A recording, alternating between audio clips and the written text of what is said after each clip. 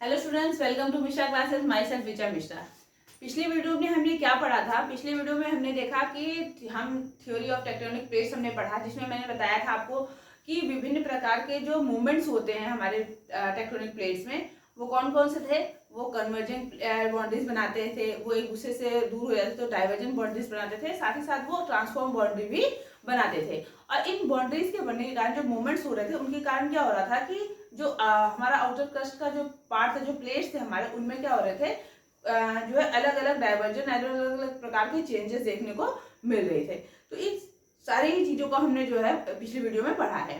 आज की वीडियो में हम क्या पढ़ेंगे? आज की वीडियो में हम पढ़ेंगे कि किस प्रकार से फॉर्मेशन ऑफ लैंड मास हुआ है। हमारा क्या टॉपिक है? देखिए, हमारा टॉपिक है फॉर्मेशन ऑफ लैंड मास, यानी कि जो हमारा जो इंडिया है, जो हमारा इंडिया का लैंड मास है, उसका फॉर्मेशन कैसे हुआ। इंडिया का लैंड मास का मतलब क्या है? आपका लैंड मास यानी कि आप ये समझ लीजिए, जो आपका ये निचले वाला जो हिस्सा है, पूरा ये वाला हिस्सा है ना, ये आपका जो मतलब पूरा ये वाला पार्ट ले लीजिए, मतलब आपका जो लैंड मास एरिया है, पूरा इंडिया का जो पोर्शन है, सदर्न से लेकर नॉर्दर्न तक का जो पार्ट है आपका, वो जो हिस्सा है, तो ये ऐसे इसका फॉर्मेशन जो है वो कैसे हुआ।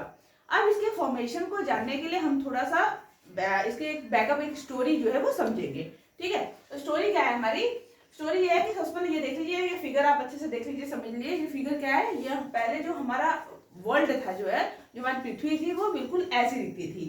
ऐसी का मतलब जैसे ये अपना लैंड मास एरिया था, ये आपका डॉटेड एरिया जितना है वो सब लैंड मास एरिया, जो आपका व्हाइट पोर्शन है ये पूरा खाली वाला, ये सब क्या है? ओशन पार्ट्स है। ठीक है, तो पहले जो है हमारा वर्ल्ड, हमारा अर्थ जो है वो इस प्रकार से दिखता था।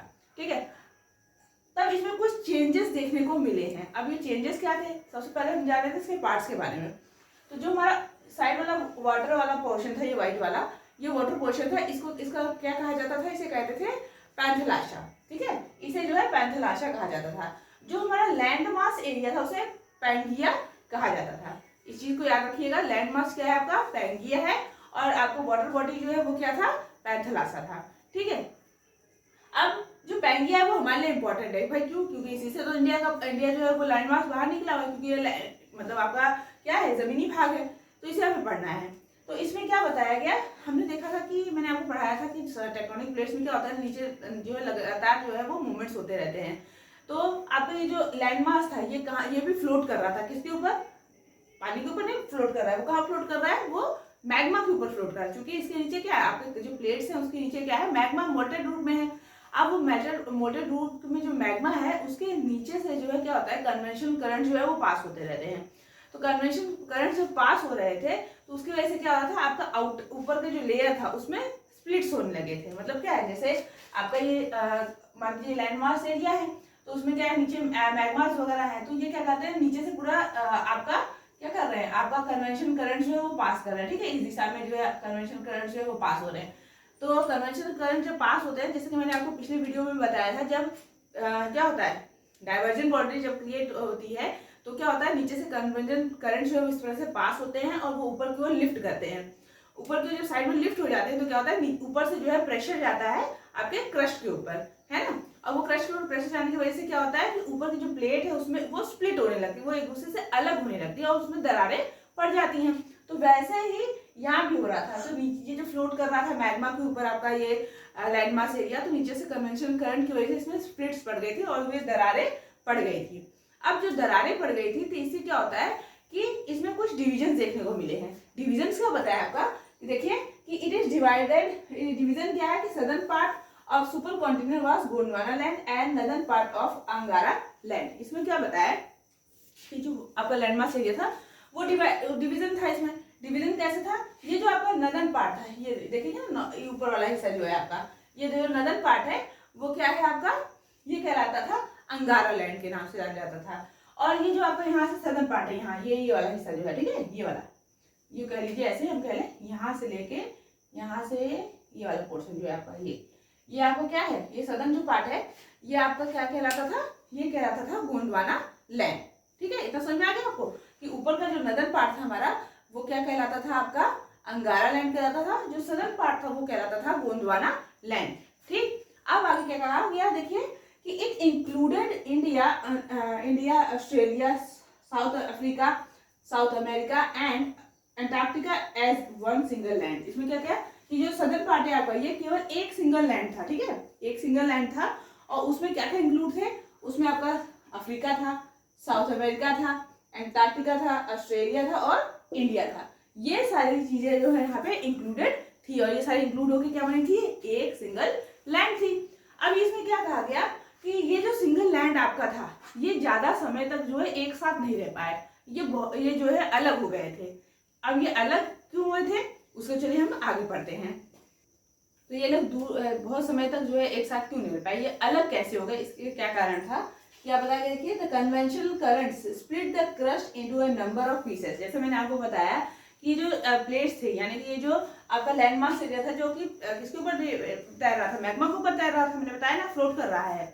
और नीचे से कन्वेंशनल करंट जो है वो पुश कर रही थी, ऊपर की ओर लिफ्ट कर रही थी, तो उससे क्या हो रहा था कि स्प्लिट्स हो रहे थे, कन्वेंशनल की वजह से जो है स्प्लिट्स हो गए क्रस्ट में, ठीक है, और into a number of pieces. और वो क्रस्ट स्प्लिट्स कैसे हुए, मतलब कई टुकड़ों में जो है हमारा ये लैंडमास एरिया, जो हमारा ये लैंडमास एरिया था कई टुकड़ों में बट गया। अब ये जब बट गया तो क्या हुआ, ये फ्लोट करने लगे, ये ड्रिफ्ट होने लगे, एक दूसरे दूसरे अलग अलग दिशाओं में ट्रेवल करने लगे।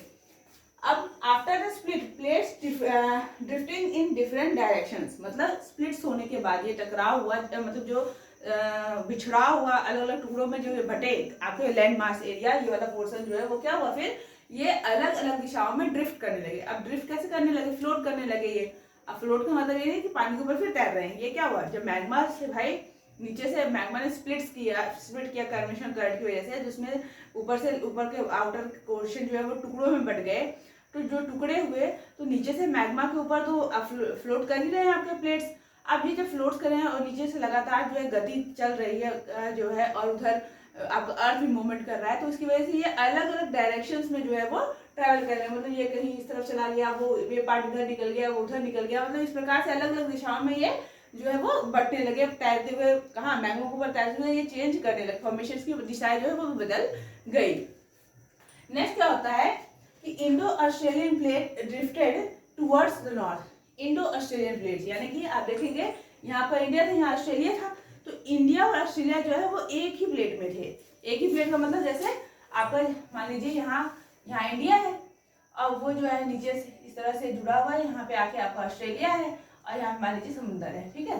तो ये भले ही दो जगह है, बीच में समुद्र है, लेकिन जो इसकी जो नींव है वो एक ही मतलब लैंडफॉर्म में जुड़ी हुई है, कि प्लेट में जो है वो जुड़ी हुई है, ठीक है।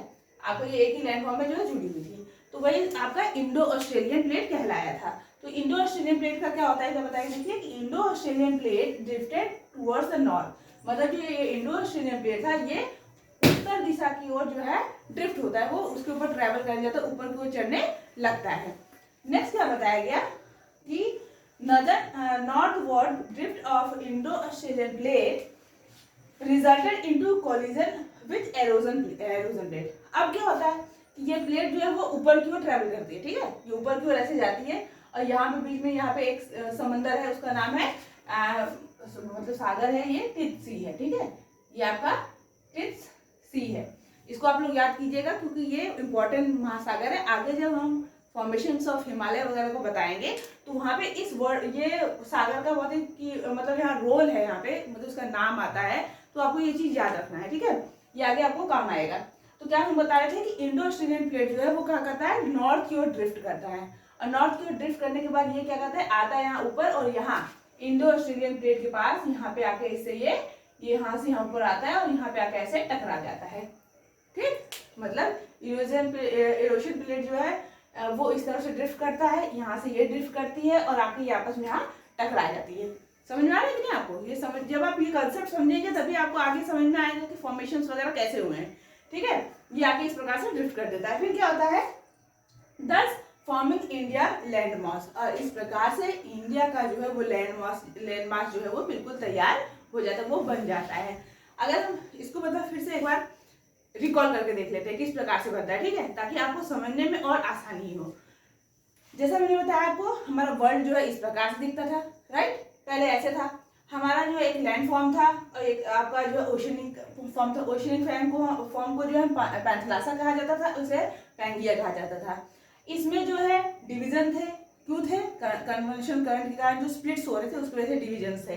डिविजन्स क्या थे, जो सदर्न पार्ट था वो आपको गोंडवाना लैंड कहलाता था, जो नदर्न पार्ट था वो अंगारा लैंड कहलाता था। अंगारा में एक पार्ट लॉरेशिया का था, एक पार्ट जो है ये यूरेशिया का था। सदर्न पार्ट में जो है हमारा south America, Africa, India, Australia, Antarctica, ये सारा एक सिंगल लैंड फॉर्म था। करेक्ट? इतना तो आपको समझ में आ ही गया होगा। अब होता क्या है, कन्वेंशनल करंट्स के स्प्लिट्स, कन्वेंशनल करंट्स के लगातार होने की वजह से क्या होता है कि क्रस्ट में आपका स्प्लिट्स होने लगते हैं, राइट? अब जो स्प्लिट्स होते हैं तो क्या होता है, ये नंबर ऑफ प्लेट्स में ये बढ़ जाते हैं, कई टुकड़ों में बढ़ जाते हैं। अब टुकड़ों में बढ़ने की वजह से क्या होता है, फिर इंडो ऑस्ट्रेलियन जो प्लेट होता है वो नॉर्थ की तरह लिफ्टेड होता है, ड्रिफ्ट करता है, वो नॉर्थ की ओर सरकने लगता है। यूरेशियन प्लेट इस तरफ सरकने लगती है। ये सरकते सरकते क्या होता है, आके यूरेशियन प्लेट से टकरा जाता है। कौन? Indo Australian plate. और इनके टकराने की वजह से जो है जो लैंड फॉर्म तैयार होता है वो क्या कहलाता है, वही आपका इंडियन लैंड फॉर्म है, आपका इंडिया का लैंड। इस प्रकार से इंडिया का लैंड मास जो है वो तैयार हो जाता है। ठीक है, अब आपको जो है ये फॉर्मेशन जो है बिल्कुल अच्छे से समझ में आ गई होगी।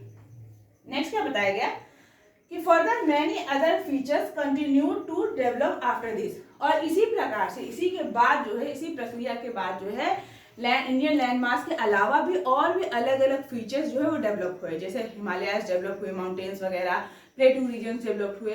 इस प्रकार से अलग अलग लैंड फॉर्म्स का डेवलपमेंट जो है वो आगे हुआ था इसी मतलब स्प्लिट्स के कारण। अब ये जो अलग अलग डेवलपमेंट्स हुए उसी को हम अपने नेक्स्ट वीडियो में पढ़ेंगे। मेरा वीडियो आपको पसंद आया हो तो इसे लाइक और सब्सक्राइब जरूर कीजिएगा, अपने दोस्तों के साथ शेयर भी कीजिए, अपने वैल्यूएबल जो है फीडबैक्स भी दीजिए, वो हमारे लिए बहुत ही इंपॉर्टेंट रखते हैं। साथ ही साथ जो है बेल आइकन को दबाना तो बिल्कुल मत भूलिएगा, नहीं तो मेरे लेटेस्ट अपडेट जो है वो आपको कैसे मिलेंगे, तो इसे जरूर कीजिए। और जो हमारा जो नेक्स्ट वीडियो होगा उसमें हम फॉर्मेशन ऑफ हिमालयाज के बारे में पढ़ने वाले हैं, और साथ ही साथ उसके साथ हम पढ़ेंगे formation of Himalayas and northern plains. Thank you.